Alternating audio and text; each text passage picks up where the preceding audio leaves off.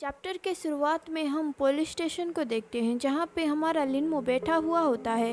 वो अपने मन में सोच रहा होता है, मैं सच में मंदबुद्धि हूँ। उसने ज़रूर मेरी गंदी एक्टिंग देख ली होगी।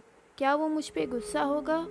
मैंने उसे क्यों पूछा वो कौन है? जाहिर सी बात है इस वजह से मैं बेनकाब हो गया।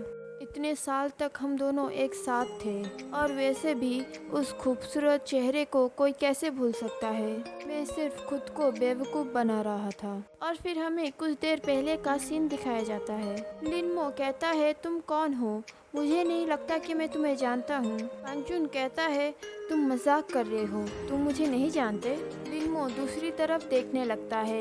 वांगजुन उसका कॉलर पकड़ के उसे अपनी तरफ खींचता है और कहता है, मुझे इतने वर्षों में तुम्हारी चिंता नहीं करनी चाहिए थी। फाइन, तो अभी संदेह है कि तुम नशीली पदार्थों की तस्करी और हिट एंड रन के केस में शामिल हो और मैं तुम्हें पुलिस स्टेशन जांच करने के लिए लेके जा रहा हूँ। लिनमो कहता है, नशीले पदार्थों की तस्करी?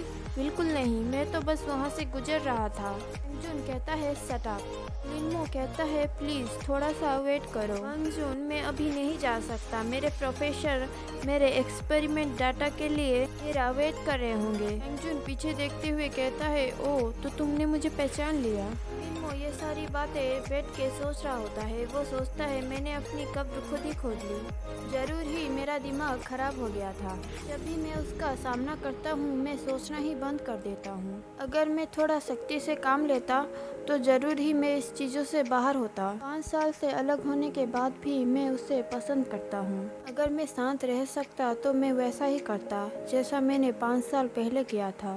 फिर वो सोचता है, क्यूट जैसा वो है, he will always be my brother only. वो हमेशा मेरा भाई ही रहेगा।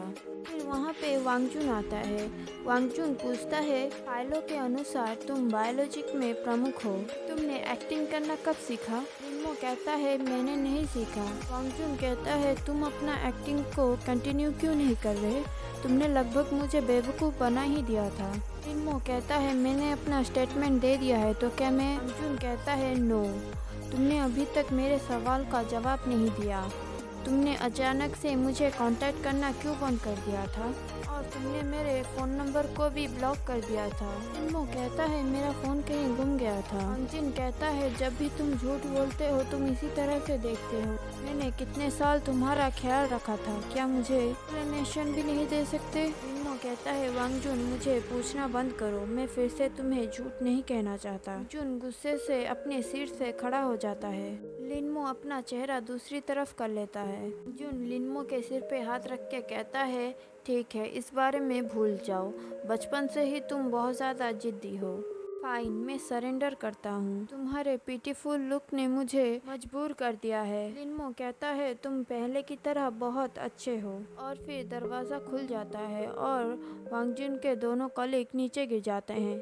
शायद वो दोनों कान लगा के दरवाजे से बातें सुन रहे थे। और तभी वांगजुन का कलीग लिनमो के फोटो फ्रेम को अपने हाथ में लेके कहता है, हम सिर्फ आपके भाई के बारे में जानने के लिए उत्सुक हैं।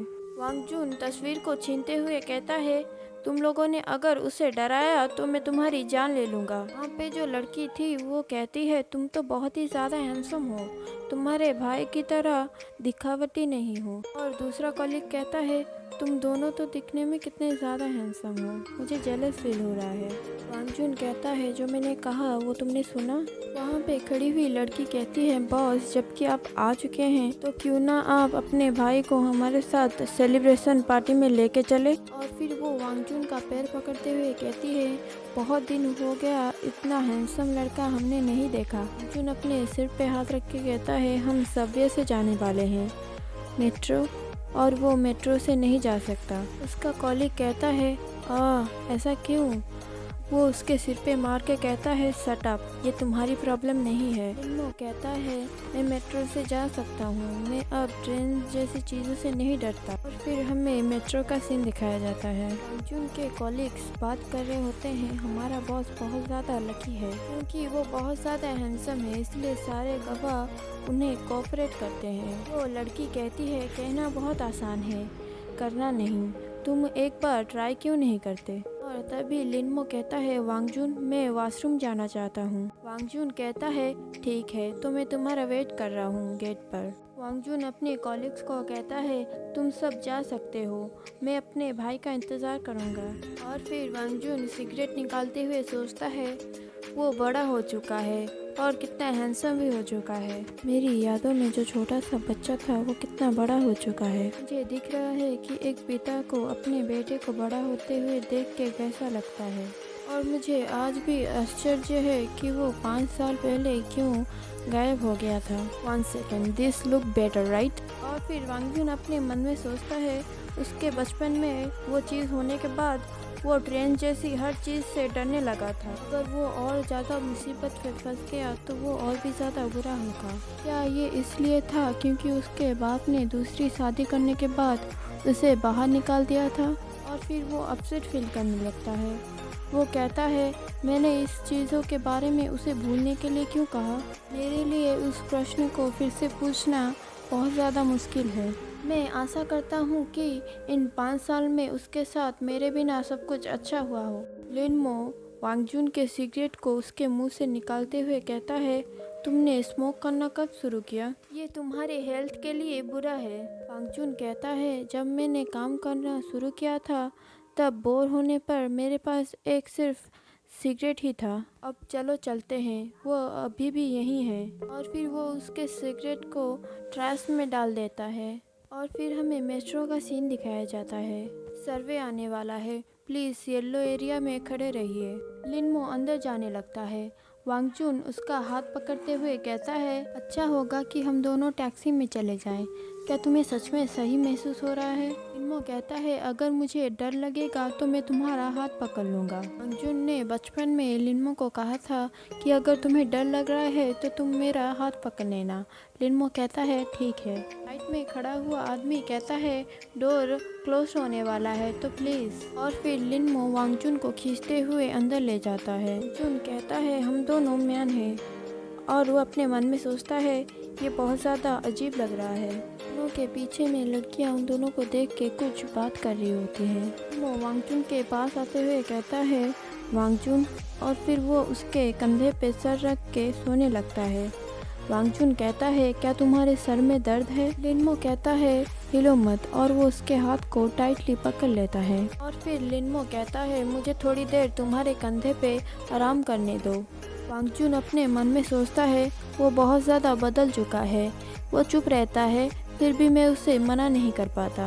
फिर वहाँ से सीन कट होता है और हमें पार्टी का सीन दिखाया जाता है जहाँ पे वो सभी चेस कर रहे होते हैं। फिर वो लड़की कहती है इस तरह से बिहेव मत करो, मत भूलो कि तुम दोनों पुलिसमैन हो। वांगजुन लिनमो को कहता है कोई फ़र्क नहीं पड़ता कि तुम कहाँ गए थे, मैं खुश हूँ कि तुम मुझे फिर से मिल गए। और मुझे वादा करो कि तुम फ्यूचर में मुझे सारी बातें बता दोगे और मुझे फिर से मत छोड़ना। और कंफ्यूज होते हुए पूछता है क्या तुम? लिनमो उसे इस तरह से देख के ब्लश हो जाता है और उसकी धड़कनें तेज़ हो जाती है। फिर लिनमो कहता है वांगजुन तुम ड्रंक हो चुके हो, अब और ज़्यादा ड्रिंक मत करो। वांगजुन कहता है बिल्कुल नहीं, मैंने सिर्फ 6 बोतल वाइन ही पी है और वैसे भी मैं कोई बच्चा नहीं हूँ। और फिर वांगजुन को उल्टी आने लगती है। वो भाग के वॉशरूम जाता है।